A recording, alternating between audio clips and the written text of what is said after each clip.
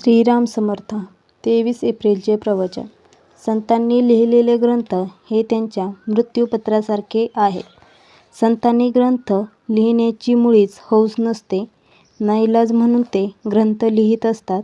तुम्हाला असे वाटते का की नाथांनी आणि समर्थांनी ज्ञानेश्वरीची पारायणे करून नंतर आपले ग्रंथ लिहिले?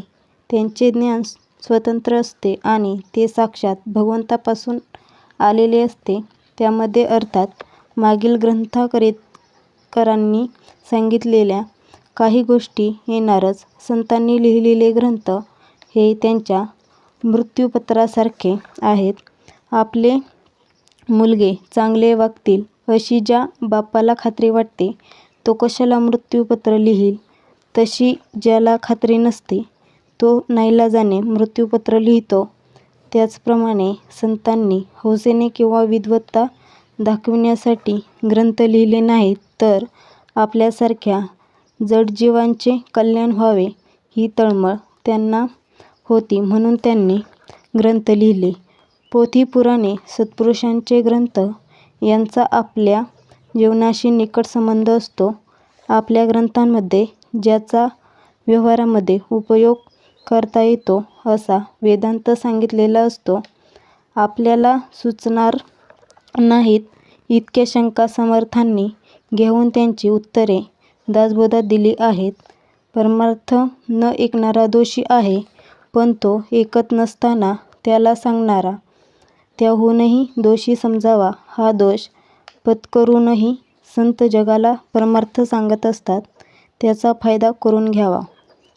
ग्रंथ वाचित असताना ध्येय जर परमार्थप्राप्ती हे असेल, तर त्यासाठी त्या ग्रंथात साधन कोणते सांगितले असेल इकडे लक्ष असावे. साधनाची योग्य निवड झाली की साध्य साधेलच.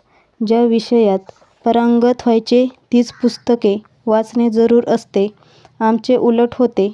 गणित विषय घेतो आणि वाचतो कादंबऱ्या, मग गणितात पास कसे होणार? परमार्थ हेच जर ध्येय असेल, तर संतांच्या ग्रंथाचाच अभ्यास करावा, त्यांचे श्रवण मनन करावे. आपण आपले मन भगवंताच्या चरणावर चिकटवून ठेवावे आणि देह प्रारब्धाच्या प्रवाहामध्ये सोडून द्यावा. कधी तो सुखात राहील, तर कधी तो दुःखात राहील. कधी तो बरेच दिवस सरळ जाईल, तर कधी तो मध्येच गचका खाऊन बुडायच्या बेताला येईल. पण त्याच्या कोणत्याही अवस्थेमध्ये आपला आनंद कायम टिकेल यात शंका नाही. आपल्या देहाकडे आपण वेगळेपणाने पाहायला शिकले पाहिजे. मन द्यावे भगवंताला आणि देह द्यावा प्रारब्धाला, म्हणजे हे साधेल. देहाचे सुख-दुःख वरवरचे असावे, ते आत शिरून मनावर परिणाम करता कामा नये. भगवंताच्या नामाने हे हमखास साधते, म्हणून अखेर नामाशिवाय गत्यंतर नाही.